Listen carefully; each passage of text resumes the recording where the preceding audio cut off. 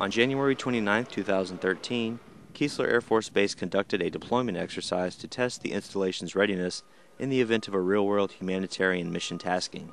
This scenario called for members of the 81st Logistics Readiness Squadron to team up with airmen from other Keesler squadrons to prepare supplies and personnel for deployment to Little Rock, Arkansas.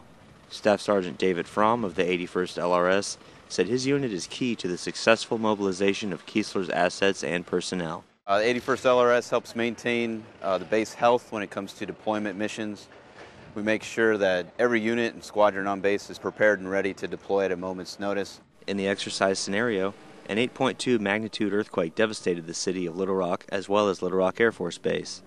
Local authorities were overwhelmed dealing with recovery efforts, and emergency officials requested assistance from Keesler personnel.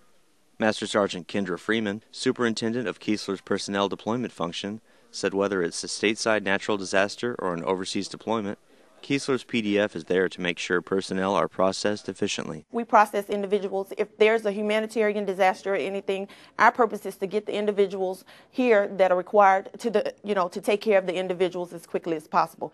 Team Keesler made every resource available to the airmen who were preparing to help their fellow Americans in Little Rock. The services available to the deploying airmen included medical personnel, chaplain services, legal personnel, and financial personnel, among others. Once the final briefings concluded, the airmen headed to the terminal at base operations for a simulated flight to Arkansas. Freeman said it's an honor to be a part of the process, whether it's for an exercise or for real-world missions. It's exciting to be a part of a humanitarian mission. Even though we're not going on the humanitarian mission, it makes us feel good to know that we are able to get the individuals out on time to help those that are in need.